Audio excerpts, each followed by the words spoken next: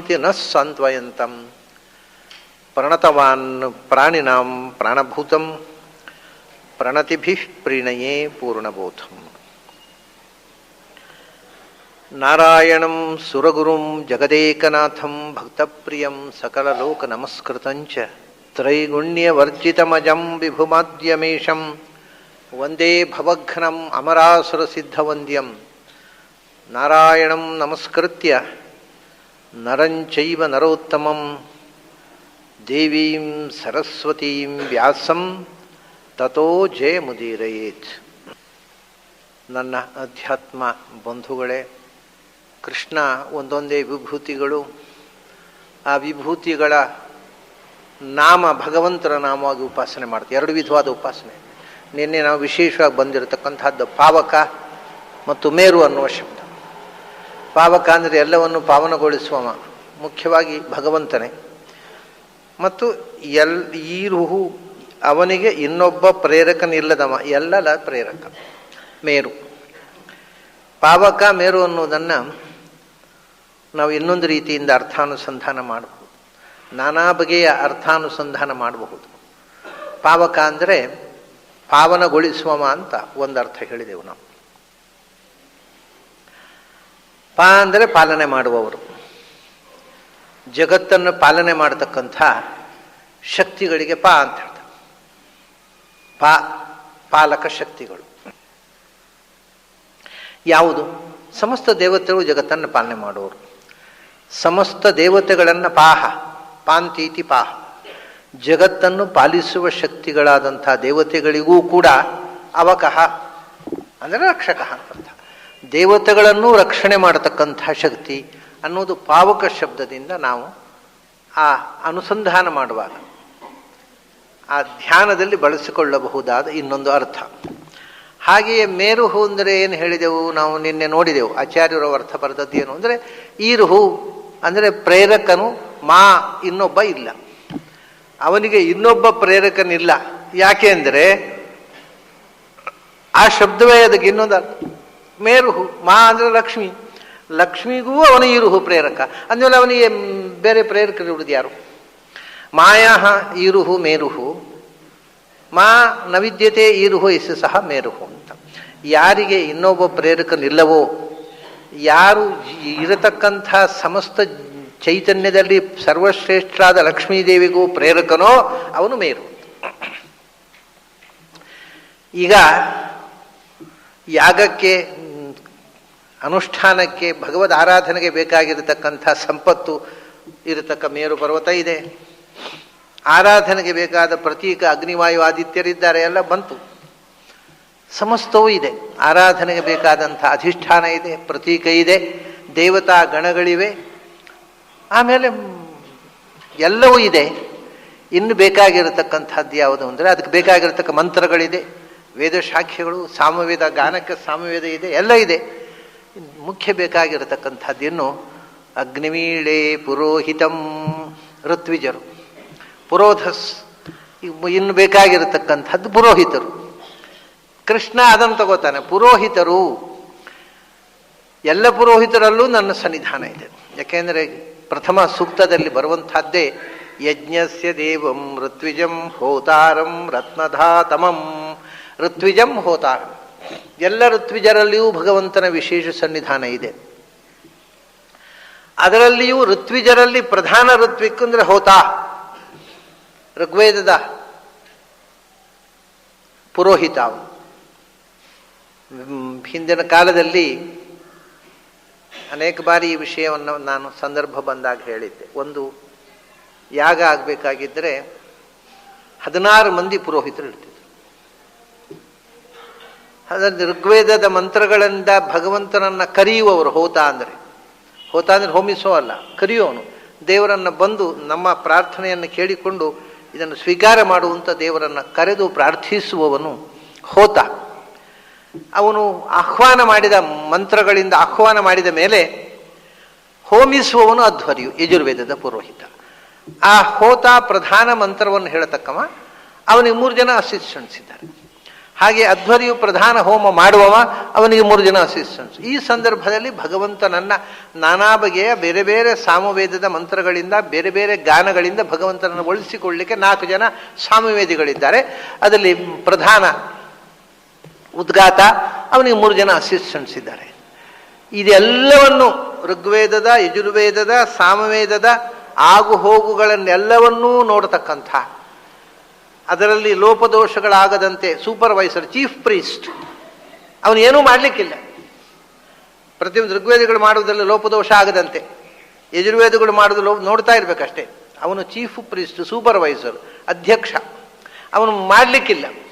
ಆದರೆ ಯಾಗದಲ್ಲಿ ಏನಾದರೂ ಒಂದು ಕೊರತೆ ಆದರೆ he will be held responsible. ಏನೂ ಮಾಡಲಿಕ್ಕಿಲ್ಲ, ಆದರೆ ಎಲ್ಲೂ ತಪ್ಪಾಗದಂತೆ ನೋಡ್ತಾ ಇರಬೇಕು. ಯಜ್ಞಸ್ಯ ವಿರಿಷ್ಟಿಂ ಧುನೋತಿ ಅಂತ. ಯಜ್ಞದಲ್ಲಿ ಏನಾದರೂ ವಿರಿಷ್ಟಿ ಅಂದರೆ ಡಿಫೆಕ್ಟ್ಸ್, ಯಜ್ಞದಲ್ಲಿ ಏನಾದರೂ ದೋಷ ಬಂದರೆ ಅದು ಯಜಮಾನನಿಗೆ ದೋಷ ತಟ್ಟುತ್ತಲ್ಲ, ಅದಕ್ಕೆ ಇವನು ಜವಾಬ್ದಾರನಾಗ್ತಾನೆ, ಆ ಪುರೋಹಿತ. ಅದರಿಂದ ಬ್ರಹ್ಮ ಅಂತ, ಚೀಫ್ ಪ್ರೀಸ್ಟ್ ಅಂತಾರೆ. ಅವನಿಗೆ ಅಸಿಸ್ಟೆಂಟ್ಸ್ 3 ಜನ ಇದ್ದಾರೆ. ಯಾಕೆಂದರೆ ಎಲ್ಲವನ್ನು ಒಬ್ಬನೇ ನೋಡ್ಕೊಂಡಿರ್ಲಿಕ್ಕೆ ಆಗುವುದಿಲ್ಲ. ಯಜ್ಞ ಅಂದರೆ ಒಂದು ದೊಡ್ಡ ಸಮಾವೇಶ, ಹಿಂದಿನ ಕಾಲದಲ್ಲಿ ದೊಡ್ಡ ಸಂಭ್ರಮದ ಒಂದು ಉತ್ಸವ. ಅದರಲ್ಲಿ 12 ಜನ ಪುರೋಹಿತರು, 3 ವೇದಕ್ಕೆ ಸಂಬಂಧಪಟ್ಟವರು, 5 ಕಡೆ ಅಗ್ನಿಕುಂಡ, ಆಮೇಲೆ ಉಪ ಹೋಮಗಳು, ಎಲ್ಲವನ್ನು ಒಬ್ಬನಿಗೊಂದು ಕಡೆ ಕೂತು ನೋಡ್ಲಿಕ್ಕೆ ಆಗುವುದಿಲ್ಲ. ಅದಕ್ಕೆ 3 ಜನ ಅವನಿಗೆ ಅಸಿಸ್ಟೆಂಟ್ಸ್. ಹೀಗೆ ಋಗ್ವೇದದಲ್ಲಿ 4 ಜನ ಪುರೋಹಿತರು, ಯಜುರ್ವೇದದಲ್ಲಿ 4 ಮಂದಿ ಪುರೋಹಿತರು, ಸಾಮವೇದದಲ್ಲಿ ನಿಷ್ಣಾತರಾದ 4 ಮಂದಿ, ಮತ್ತು ಎಲ್ಲ ವೇದಗಳನ್ನು ಕೂಡ ಬಲ್ಲವನಾಗಿ ಎಲ್ಲಿ ಏನು ಕೊರತೆ ಆಗದಂತೆ ಯಜ್ಞವನ್ನು ಸಾಂಗವಾಗಿ ನಡೆಸುವ. ಎಲ್ಲಿಯಾದರೂ ಕೊರತೆ ಬಂದರೆ ತಕ್ಷಣ ಅದಕ್ಕೆ ಪ್ರಾಯಶ್ಚಿತ್ತ ಮಾಡುವವನು ಇವನು. ಆವಾಗ ಮಾತ್ರ ಅವನ ಪ್ರವೇಶ, ಲೋಪದೋಷ ಇದ್ದಾಗ. ಅಂಥ 4 ಮಂದಿ ಬ್ರಹ್ಮ ಮತ್ತು ಅವನ ಅಸಿಸ್ಟೆಂಟ್ಸ್, ಹೀಗೆ 16 ಮಂದಿ ಪುರೋಧಸಃ. ಇವರನ್ನು ಪುರೋಹಿತರು ಅಥವಾ ಪುರೋಧಸ್ಸುಗಳು ಅಂತ ಕರೀತಾರೆ. ಪುರೋಹಿತರು ಮತ್ತು ಪುರೋಧಸ್ಸು ಅಂದರೆ ಸಂಸ್ಕೃತದಲ್ಲಿ ಒಂದೇ ಅರ್ಥ. ಪುರೋಹಿತ ಅಂದರೆ ನಮಗೆ ಹಿತವಾದದ್ದನ್ನು ಮೊದಲೇ ತಿಳಿದು, ನಮಗೆ ಯಾವುದು ಹಿತ ಯಾವುದು ಅಹಿತ ಅಂತ ಗೊತ್ತಿಲ್ಲದೆ ನಾವು ತಪ್ಪು ಮಾಡ್ತಾ ಇರ್ತೇವೆ. ನಮಗೆ ಯಾವುದು ಹಿತ ಅನ್ನೋದನ್ನು ಮೊದಲೇ ತಿಳಿದು ನಮ್ಮನ್ನು ತಿದ್ದಿ ಆ ದಾರಿಯಲ್ಲಿ ನಡೆಸುವಂತೆ ಗೈಡೆನ್ಸ್ ಕೊಡುವವನು ಪುರೋಹಿತ. ಪುರೋಧಸ್ಸು ಅಂದರೆ ಪುರಹ ಧತ್ತೆ, ನಮ್ಮನ್ನು ಧಾರಣೆ ಅಂದರೆ ಅಲ್ಲಿ ಧಾರಣ ಪೋಷಣೆಯೋ, ಮೊಟ್ಟ ಮೊದಲೇ ಎಚ್ಚರ ವಹಿಸಿ ನಮ್ಮ ಪೋಷಣೆ, ನಮ್ಮ ಪುಷ್ಟಿ, ನಮ್ಮ ಅಭಿವೃದ್ಧಿಗೆ ಪೂರಕವಾಗಿರತಕ್ಕಂಥ ಕ್ರಿಯೆಗಳನ್ನು ಮಾಡಿ ನಾವು ಅಭಿವೃದ್ಧಿ ಹೊಂದುವಂತೆ ಮುಂಜಾಗ್ರತೆ ವಹಿಸುವ ಸಲಹೆಗಾರ ಅಂತರ್ಥ ಪುರೋಹಿತ ಅಥವಾ ಪುರೋಧಸ್ ಅಂದರೆ. ನಮಗೆ ಈಗ ಈ ಶಬ್ದದ ನಿಜವಾದ ಅರ್ಥ ಮರೆತು ಹೋಗಿದೆ. ಪುರೋಹಿತರು ಅಂದರೆ 4 ಮಂತ್ರ ಹೇಳಿ ಯಾವುದೋ ಒಂದು ಹೋಮ ಮಾಡುವವರು ಪುರೋಹಿತರು ಅಂತ. ಪುರೋಹಿತರು ಅಂದರೆ ಅವರು ಮಂತ್ರ ಹೇಳಬೇಕು, ಹೋಮ ಮಾಡಬೇಕು ನಿಜ, ಆದರೆ ನಿಜವಾಗಿ ಆ ಶಬ್ದದ ಅರ್ಥ ಹೋಮ ಮಾಡುವವರು ಅಂತ ಹೇಳುವರು ಅಂತೂ ಅಲ್ಲ. ನಮ್ಮ ಹಿತಚಿಂತಕರಾಗಿ ನಮಗೆ ಬರಬಹುದಾದ ತೊಂದರೆಗಳನ್ನು ನಿವಾರಿಸಿ ಪೂರ್ವಹವಾಗಿ ನಮಗೆ ಹಿತಕರವಾದಂಥ ಕೆಲಸವನ್ನು ಮಾಡಿ ನಮ್ಮನ್ನು ಒಳ್ಳೆಯ ದಾರಿಯಲ್ಲಿ ನಡೆಸುವ ಸಲಹೆಗಾರರು, ಮಾರ್ಗದರ್ಶಕರು, ಗೈಡ್. ಅದು ಒಂದು ದೃಷ್ಟಿಯಿಂದ ಪುರೋಹಿತ ಅಂದರೆ he is guide in spiritual field. ಒಬ್ಬ ಸಾಧಕನಿಗೆ ಅಧ್ಯಾತ್ಮದಲ್ಲಿ ಗೈಡ್, ಮಾರ್ಗದರ್ಶಕನಾದ ಗುರು, ಅವನು ಪುರೋಹಿತ ಅಥವಾ ಪುರೋಧಸ್ಸು ಅಂತಾರೆ. ಹಾಗಾಗಿ ಅದೇ ಬಹಳ ಮಹತ್ವದ ಒಂದು ಪ್ರೊಫೆಷನ್ ಒಂದು ಕಾಲದಲ್ಲಿ. ಈಗ ಸ್ವಲ್ಪ ಸಸಾರದ ಪ್ರೊಫೆಷನು. ಏನು ಮಾಡ್ತಾನೆ ಹುಡುಗ? ಪೌರೋಹಿತ್ಯ ಮಾಡ್ತಾನೆ. ಹಾಗಾದ್ರೆ ಕೊಡೋಲ್ಲಪ್ಪ ನಮ್ಮ ಹುಡುಗಿಯನ್ನ ಅಂತ ಯಾವ ಹುಡುಗಿಯೂ ಒಪ್ಪದ ಒಂದು ಪ್ರೊಫೆಷನ್ ಆಗಿ ಕೂತಿದೆ ಈಗ. ಆದರೆ ಒಂದು ಕಾಲದಲ್ಲಿ it is A prestigious profession. ಯಾಕೆಂದರೆ ಎಲ್ಲ ಶಾಸ್ತ್ರವನ್ನು ತಿಳಿದು ಸಮಾಜವನ್ನು ಸರಿದಾರಿಯಲ್ಲಿ ನಡೆಸುವ ಮಾರ್ಗದರ್ಶಕ ಅವನ, ಗೈಡ್ ಅವನು. ಬಹಳ ಎತ್ತರದ ಸ್ಥಾನ ಪುರೋಹಿತ ಅಂತದ್ದು. ಅಂಥ ಪುರೋಹಿತ ಪುರೋಧಸ್ಗಳಲ್ಲಿ ಅವರೆಲ್ಲರೂ ಶ್ರೇಷ್ಠ, ಒಳ್ಳೆಯವರು, ಎಲ್ಲ ಸಮಾಜಕ್ಕೆ ಮಾರ್ಗದರ್ಶನ ಮಾಡತಕ್ಕವರು, ಭಗವಂತನ ವಿಶೇಷ ಸನ್ನಿಧಾನಕ್ಕೆ ಪಾತ್ರರಾದವರು. ಅದರಲ್ಲಿ ಹೇಳಿದ್ರು ಋತ್ವಿಜಂ. ಎಲ್ಲ ಋತ್ವಿಜರಲ್ಲಿ ಪ್ರಥಮ ಮಂತ್ರದಲ್ಲೇ ಋಗ್ವೇದ ಹೇಳುವುದು ಋತ್ವಿಜರಲ್ಲಿ ಎಲ್ಲರಲ್ಲಿಯೂ ನಾನು ಸನ್ನಿಹಿತನಾಗಿದ್ದೇನೆ. ಹೋತ ವಿಶೇಷತಃ ಋಗ್ವೇದದ ಪುರೋಹಿತನಾದ ಹೋತ್ರನಲ್ಲಿ ಸನ್ನಿಹಿತನಾಗಿದ್ದೇನೆ ಅಂತ. ಅದು ಒಂದು. ಹಾಗಾಗಿ ಇಲ್ಲಿ ಪುರೋಧಸಾಂಚ ಮುಖ್ಯಂ ಮಾಂ ವಿಧಿ ಪಾರ್ಥ ಬೃಹಸ್ಪತಿಂ ಅಂತ. ಪುರೋಹಿತರು, ಪುರೋಧಸ್ಸುಗಳು ಅಂದರೆ ಪುರೋಹಿತರು, ನಮ್ಮನ್ನು ಎತ್ತರಕ್ಕೆ ನಮ್ಮ ಅಭಿವೃದ್ಧಿಗೆ ಪೂರಕವಾಗಿರತಕ್ಕಂಥ ಸಂಗತಿಗಳನ್ನು ಮಾಡಿ ನಮಗೆ ಮಾರ್ಗದರ್ಶನ ಮಾಡಿ ನಮ್ಮನ್ನು ಮುಂದೆ ತೊಂದರೆ ಬರದೆ ಸಾಂಗವಾಗಿ ನಮ್ಮ ಬದುಕು ನಡೆಯುವಂತೆ ಮಾಡುವ ಮಾರ್ಗದರ್ಶಕರು. ಅವರಲ್ಲಿ ಅವರೆಲ್ಲರೂ ಶ್ರೇಷ್ಠರೇ, ಭಗವಂತನ ವಿಶೇಷ ಸನ್ನಿಧಾನಕ್ಕೆ ಪಾತ್ರರು. ಅವರಲ್ಲಿ ಮತ್ತು ಬಹಳ ಜವಾಬ್ದಾರಿಯ ಪಾತ್ರ ಅದು. ಯಾಕೆಂದರೆ ಒಬ್ಬ ವ್ಯಕ್ತಿಯಲ್ಲ, ಇಡೀ ಸಮಾಜದ ಒಂದು ಸ್ಪಿರಿಚುವಲ್ ಪಾತ್. ಅವರು ಹೇಗೆ ನಡೆ ಇರಬೇಕು ಅನ್ನುವ ಮಾರ್ಗದರ್ಶನ ಮಾಡುವವರು ಇವರು. ಏನಾದರೂ ಜಿಜ್ಞಾಸೆ ಬಂದರೆ, ಈಗ ನಮ್ಮಲ್ಲಿ ಯಾವುದೋ ಒಂದು ಅನುಷ್ಠಾನದಲ್ಲಿ ಜಿಜ್ಞಾಸೆ ಬರುತ್ತೆ, ಒಂದು ಆಶೌಚ ಬಂದರೆ ಎಷ್ಟು ದಿವಸ ಆಶೌಚ ಮಾಡಬೇಕು, ಆಶೌಚ ಶುದ್ಧಿ ವಿಧಾನ ಏನು, ಆಮೇಲೆ ಆಶೌಚ ಕಾಲದಲ್ಲಿ ಎಷ್ಟು ಜಪ ಮಾಡಬೇಕು ಎಷ್ಟು ಮಾಡಬಾರದು. ಜಪವೇ ಮಾಡಿದವರಿಗೆ ಸಮಸ್ಯೆ ಇಲ್ಲ, ಮಾಡೋರಿಗೊಂದು ಸಮಸ್ಯೆ, ಆಶೌಚಲ್ಲಿ ಎಷ್ಟು ಮಾಡಬೇಕು ಎಷ್ಟು ಬಿಡಬೇಕು ಅಂತ. ಕೆಲವರು ಆಶೌಚಲ್ಲಿ ಮಾಡಬಾರದು ಅಂತ, ಕೆಲವರು ಅದರಿಂದ ಆಶೌಚದಲ್ಲಿ ಜಪ ಮಾಡಬೇಕು ಬೇಡ ಅಂತ ತುಂಬ ಜನರಿಗೆ ಇವತ್ತಿಗೂ ಗೊಂದಲ ಇದೆ. ಬಹಳ ಜನರಿಗೆ ಆಶೌಚದಲ್ಲಿ ಜಪ ಮಾಡುವುದಿಲ್ಲ ಕೆಲವರು. ಆದರೆ ಆಶೌಚದಲ್ಲಿ ಕೂಡ ಗಾಯತ್ರಿನ ಇದನ್ನು ಅವ್ರಿಗೆ ಬಿಡಲಿಕ್ಕಿಲ್ಲ, ಅದನ್ನು ಮಾಡಬೇಕು ಅನ್ನೋದು ಶಾಸ್ತ್ರ ಹೇಳ್ತದೆ. ಹಾಗೆ ಇದೆಲ್ಲ ಯಾರು ಹೇಳಬೇಕು? ಪುರೋಹಿತ. ಒಂದು ಧಾರ್ಮಿಕವಾದ ನಡೆಯಲ್ಲಿ ಸಂಶಯ ಬಂದಾಗ ಸಮಾಜಕ್ಕೆ ಮಾರ್ಗದರ್ಶನ ಮಾಡತಕ್ಕಂಥ ಕೆಲಸ ಪುರೋಹಿತರಿಂದ ಆಗಬೇಕು. ಅದು ಬಹಳ ದೊಡ್ಡ ಸ್ಥಾನ. ಅದು ಒಂದು ರೀತಿಯಿಂದ ಗುರುಸ್ಥಾನ. ಅದು ಇಡೀ ಸಮಾಜಕ್ಕೆ ಪ್ರೀಸ್ಟ್ ಅಂದರೆ ಅವನು ಗುರುಸ್ಥಾನ. ಆಮೇಲೆ ಆದ್ದರಿಂದಲೇ ಅವನು ಎಲ್ಲಿಯಾದರೂ ತಪ್ಪು ಹೇಳಿಬಿಟ್ರೆ, ಈ ಬ್ರಹ್ಮ ಯಜ್ಞಸ್ಯ ವಿರಿಷ್ಟಿಂತ ನೋತಿಯಿಂದ ಯಜ್ಞದ ಡಿಫೆಕ್ಟ್ಸ್ಗಳನ್ನು ಪರಿಹಾರ ಮಾಡುವ ಹಾಗೆ ನಮ್ಮ ಜೀವನದಲ್ಲಿ ಬರಬಹುದಾದ ಲೋಪದೋಷಗಳನ್ನು ಪರಿಹಾರ ಮಾಡುವ ಹೊಣೆ ಅವರದ್ದು.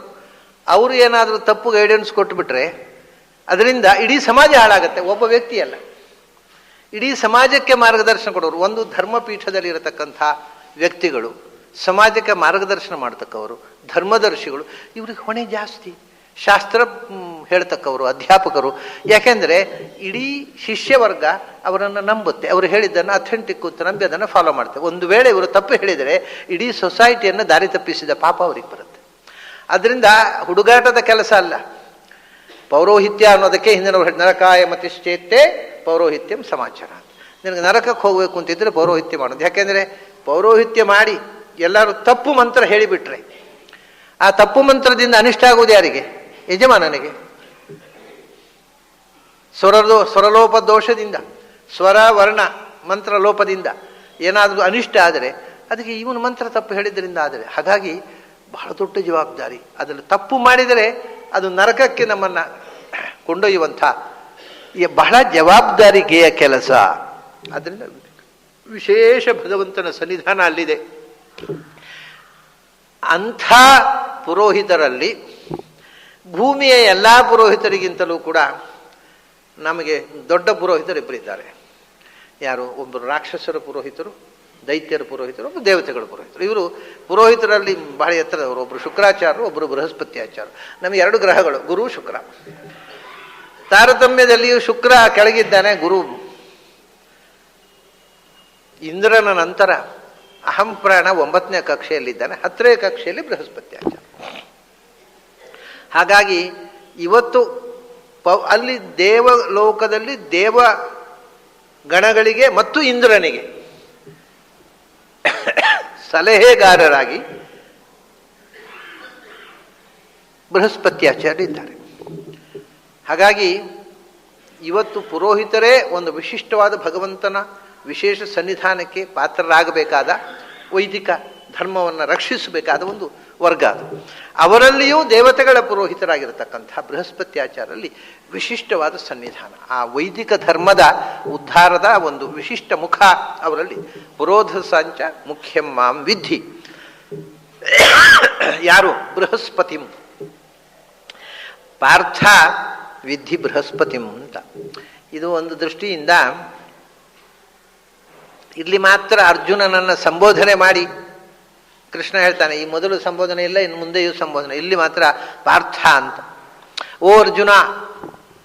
ಯಾಕೆಂದರೆ ಇದು ನಿನ್ನ ಡೈರೆಕ್ಟ್ ಎಕ್ಸ್ಪೀರಿಯನ್ಸ್ ನಿನಗೆ ನೆನಪಿದ್ದರೆ ಗೊತ್ತಾಗತ್ತೆ. ಯಾಕೆಂದರೆ ನೀನು ಇಂದ್ರನಾಗಿದ್ದಾಗ ಬೃಹಸ್ಪತ್ಯಾಚಾರ್ಯರು ಅರ್ಹತೆಯಲ್ಲಿ, ಜೀವಯೋಗ್ಯತೆಯಲ್ಲಿ ನಿನಗಿಂತ ಸಣ್ಣವರು. ನೀನು 8ನೇ ಕಕ್ಷೆಯಲ್ಲಿರೋನು 10ನೇ ಕಕ್ಷೆಯಲ್ಲಿ. ಆದರೂ ನೀನು ಅವರಿಗೆ ನಮಸ್ಕಾರ ಮಾಡ್ತಿದ್ದಿ. ಯಾಕೆ? ಅದು ಭಗವಂತನ ಪ್ರತೀಕ, ವಿಶಿಷ್ಟ ಪ್ರತೀಕ ಅಷ್ಟೇ. ಭಗವಂತನ ವಿಶೇಷ ಸನ್ನಿಧಾನ ಅಲ್ಲದೇ ಇದ್ದರೆ ಬೃಹಸ್ಪತ್ಯಾಚಾರ್ಯಗೆ ಇಂದ್ರ ಕೂಡ ನಮಸ್ಕಾರ ಮಾಡ್ತಿದ್ದ, ಅವರು ಬಂದಾಗ ಎದ್ದು ನಿಲ್ತಿದ್ದ.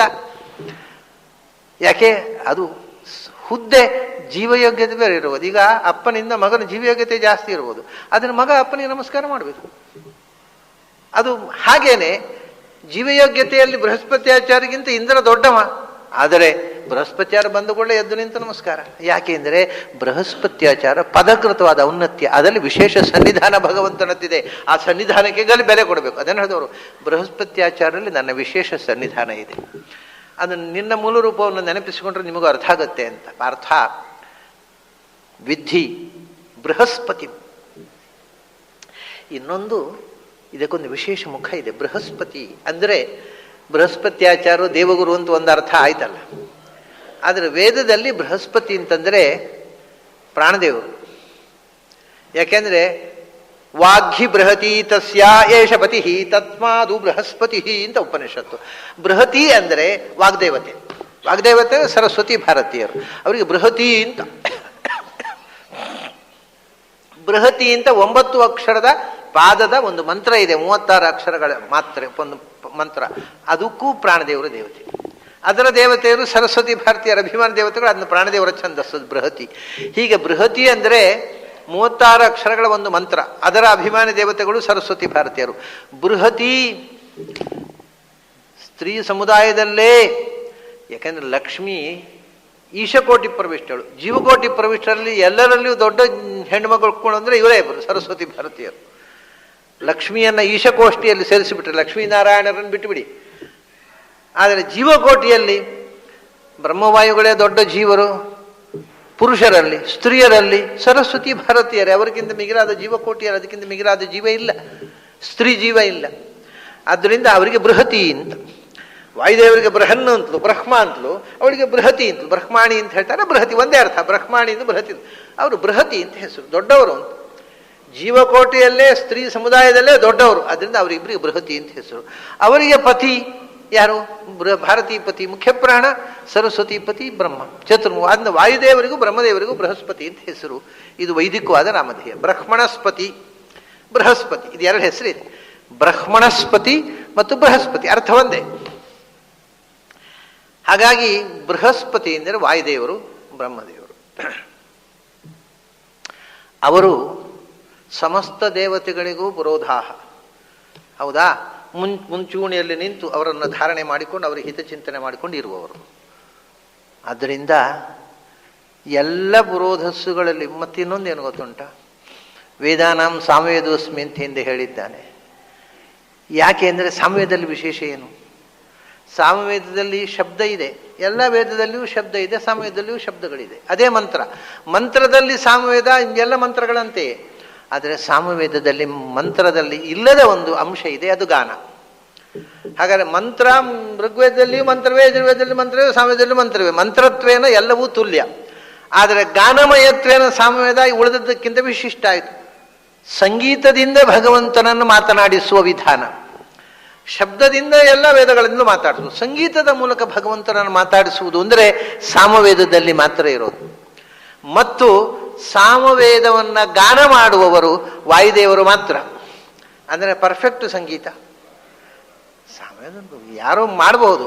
ಈ ಸಾಮವೇದವನ್ನು ಅಪಶ್ರುತಿ ಇಲ್ಲದೆ ಸ್ವಚ್ಛವಾಗಿ ಗಾನ ಮಾಡುವವರು ವಾಯುದೇವರು ಮಾತ್ರ ಅಂತ ಉಪನಿಷತ್ನಲ್ಲಿ ಹೇಳ್ತಾರೆ.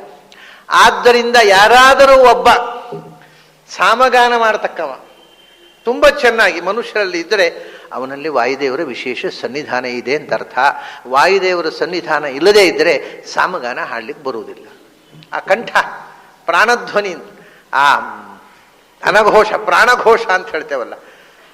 ಅನ್ಯೋನ್ಯಸಕ್ತಾ ಅನವಿಪ್ರಯುಕ್ತಾ ಉಪನಿಷತ್ನಲ್ಲಿ ಹೇಳ್ತಾರೆ. ಓಂಕಾರ, ಓಂಕಾರವನ್ನು ಹೇಗೆ ಹೇಳಬೇಕು? ಅನ್ಯೋನ್ಯಸಕ್ತಾ ಅನವಿಪ್ರಯುಕ್ತಾ ಉಪನಿಷತ್ನಲ್ಲಿ ಹೇಳಿದರು. ತಿಸ್ರೋ ಮಾತ್ರ ಮೃತ್ಯುಮತ್ಯ ಪ್ರಯುಕ್ತಾ ಅನ್ಯೋನ್ಯಸಕ್ತಾ ಅನವಿಪ್ರಯುಕ್ತಾ. ತಿಸ್ರೋ ಮಾತ್ರ, 3 ಮಾತ್ರೆಗಳು, ಅಕಾರ ಉಕಾರ ಮಕಾರ. ಇವನ್ನ ಅನ್ಯೋನ್ಯಸಕ್ತಾ, ಒಂದನ್ನು ಒಂದು ಬೆರೆಸಿ ಏನಾಯಿತು? ಆ ಊ ಸೇರಿಸಿ ಓ ಆಯಿತು, ಮಾ ಸೇರಿಸಿ ಓಂ ಆಯಿತು.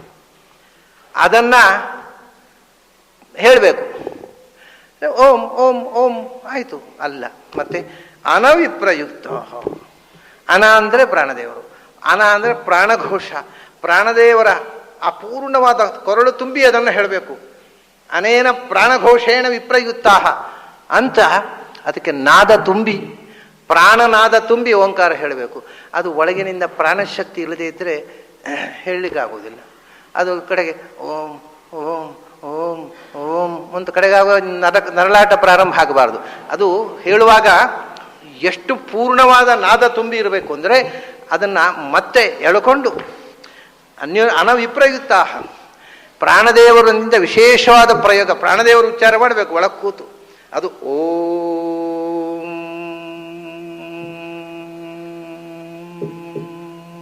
ಹೋಗ್ತಾ ಇರಬೇಕು.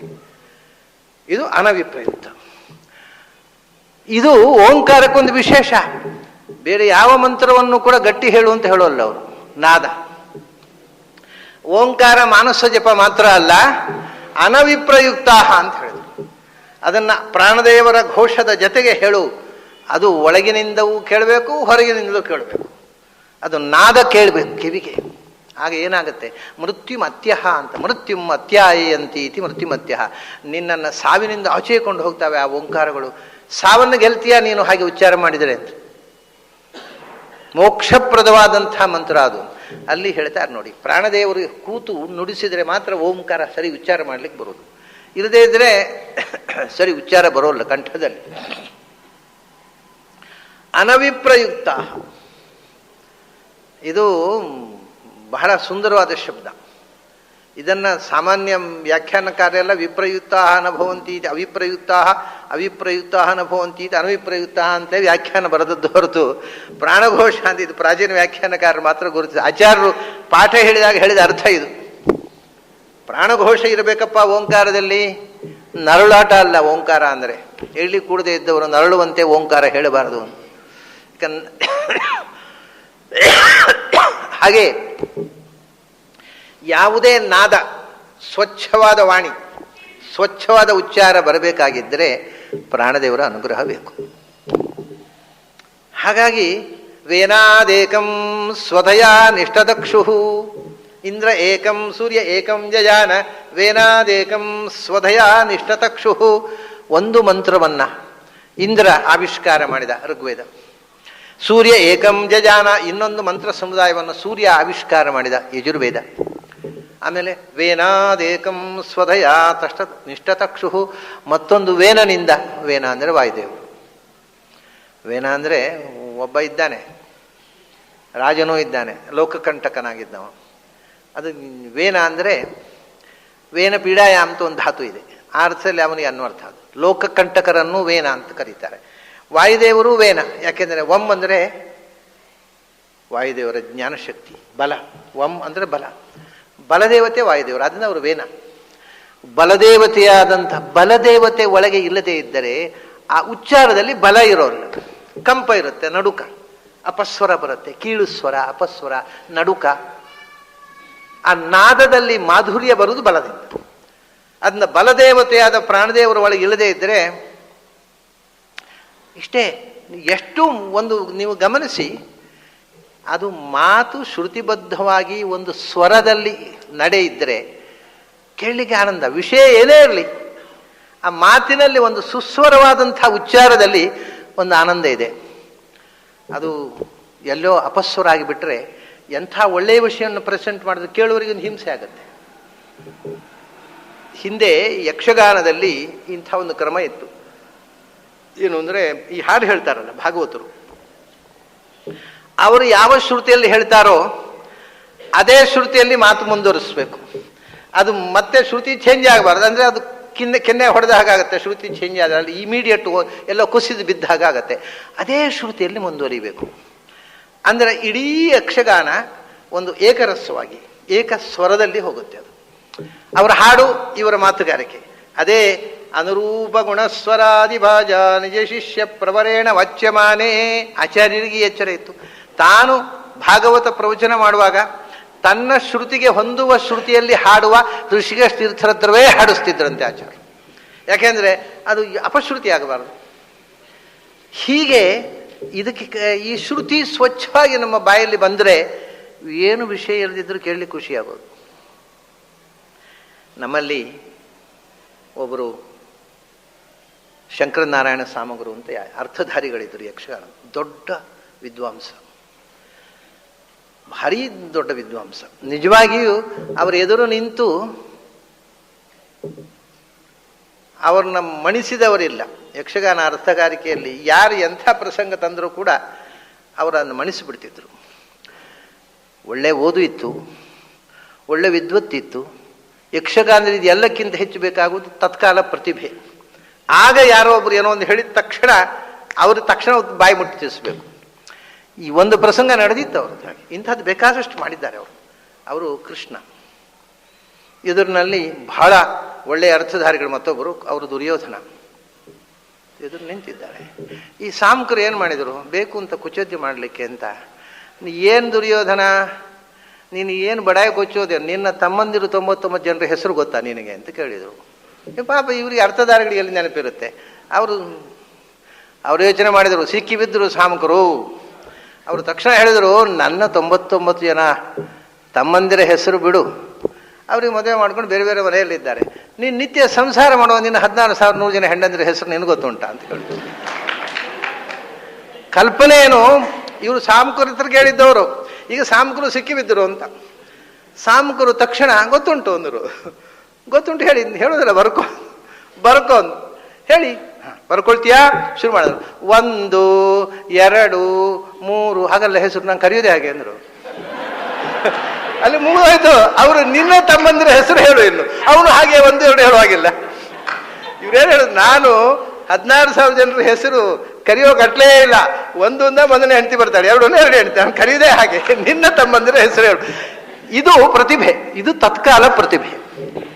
ಆದರೆ ಇಷ್ಟು ವಿದ್ವತ್ತಿತ್ತು, ಅಭಿಶಾಪ, ಸ್ವರ ಇರಲಿಲ್ಲ, ಸ್ವರ ಮಾಧುರ್ಯ ಇರಲಿಲ್ಲ.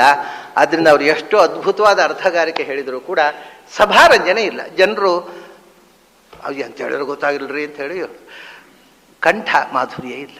ಹಾಗಾಗಿ ಯಾವುದೇ ವಿಷಯ ನೀವು ಎಷ್ಟು ಚೆನ್ನಾಗಿ ಹೇಳಿ, ಆ ಕಂಠದಲ್ಲಿ ಪ್ರಾಣಘೋಷ ಇಲ್ಲದೇ ಇದ್ದರೆ, ಪ್ರಾಣದೇವರು ಕೈಕೊಟ್ರೆ ಕೇಳಲಿಕ್ಕೆ ಆಗುವುದಿಲ್ಲ ಅದನ್ನು. ಆದ್ದರಿಂದ ಎಲ್ಲ ಮಂತ್ರ, ಮುಖ್ಯವಾಗಿ ಸಂಗೀತ ಪ್ರಾಣದೇವರ ಅನುಗ್ರಹದಿಂದೇ ಬರುವಂಥದ್ದು, ಪ್ರಾಣಘೋಷ ಅಂತ. ಸಾಮವೇದ ಹಾಡುವವರೇ ಪ್ರಾಣದೇವರು. ಅದಕ್ಕೆ ಪುರೋಧಸಂಚ ಮುಖ್ಯಮ್ಮಾಂ ವಿಧಿ ಪಾರ್ಥ ಬೃಹಸ್ಪತಿಂ. ಅಂಥ ಪ್ರಾಣದೇವರಲ್ಲಿ ಕೂತು ಗಾನಲೋಲ, ಗಾನಪ್ರಿಯ ನಾನು, ಗಾನದ ವಿಶಿಷ್ಟ ಶಕ್ತಿಯಾಗಿ ಆ ಪ್ರಾಣದೇವರಲ್ಲಿದ್ದೇನೆ. ಹಾಗಾಗಿ ಇವತ್ತು ಜೀವಕೋಟಿಯಲ್ಲೇ ಪ್ರಾಣದೇವರು ಚತುರ್ಮುಖ ಅನ್ನೋದು ಬಹಳ ದೊಡ್ಡ ಶಕ್ತಿ. ಯಾಕೆಂದರೆ ಅಂಥ ವಿಭೂತಿಯಾಗಿ ಅವರಲ್ಲಿ ಕೂತು ಬಿಟ್ಟೆ ನಾನು. ಒಂದು ಸಂಪತ್ತನ್ನು ಆತ್ಮಸಾತ್ ಮಾಡಿಕೊಳ್ಳುವುದಕ್ಕೆ ಒಂದು ಯಜ್ಞಯಾಗಾದಿಗಳು ಪುರೋಹಿತರು, ಇನ್ನೊಂದು ರಾಜಕೀಯ ವ್ಯವಸ್ಥೆ, ಇನ್ನೊಬ್ಬ ಶತ್ರುವಿನಲ್ಲಿ ಇರತಕ್ಕ ಪೂರ್ತಿ ಸಂಪತ್ತನ್ನು ಯುದ್ಧದ ಮೂಲಕ ಯುದ್ಧ ಸಾರಿ ಅವನನ್ನು ಸೋಲಿಸಿ ಆ ಸಂಪತ್ತನ್ನು ಸ್ವಾಧೀನ ಮಾಡಿಕೊಳ್ಳಿ. ಇನ್ನೊಂದು ಸಂಪತ್ತನ್ನು ಸ್ವಾಧೀನಪಡಿಸಿಕೊಳ್ಳುವ ವಿಧಾನ ಯುದ್ಧ. ಅದಕ್ಕೆ ಬೇಕಾಗಿರತಕ್ಕ ಒಳ್ಳೆಯ ಯೋಧ. ಇವನು ಧಾರ್ಮಿಕ ಯೋಧ ಪುರೋಹಿತ, ಅವನು ರಾಜಕೀಯ ಯೋಧ, ಅವನು ಸೇನಾನೀನಾಂ ಅಹಂ ಸ್ಕಂದಃ. ಇಡೀ ದೇವತೆಗಳು ಬೃಹಸ್ಪತ್ಯಾಚಾರ್ಯರ ನೇತೃತ್ವದಲ್ಲಿ ಸಂಪಾದಿಸಿದ ಸಂಪತ್ತನ್ನು ಅಸುರರು ಅಪಹಾರ ಮಾಡಿದಾಗ ಮತ್ತೆ ಅದನ್ನು ತಂದುಕೊಟ್ಟವ ಸ್ಕಂದ. ಹೀಗೆ ಲಿಂಕ್ ಅದು. ಬೃಹಸ್ಪತ್ಯಾಚಾರ್ಯ ತಂದು ಕೊಟ್ಟರು, ಪುನಃ ಹೋಯ್ತು, 2ನೇ ಸ್ಕಂದ ಬಂದ. ದೇವಸೇನಾನಿ, ಸೇನಾನೀನಾಂ. ಈ ಶಬ್ದವಂಜರಿ ಓದೋರು ಸ್ವಲ್ಪ ಹಿಂಸೆ ಇದು. ಸೇನಾನೀನಾಂ ಅಂತ ರೂಪ ಆಗೋದಿಲ್ಲ, ಅದು ಷಷ್ಠಿ ಬಹುವಚನ, ಸೇನಾನ್ಯಾಂ ಅಂತ ಆಗಬೇಕು, ಸೇನಾನೀನಾಂ ಆಗೋಲ್ಲ ಅಂತ.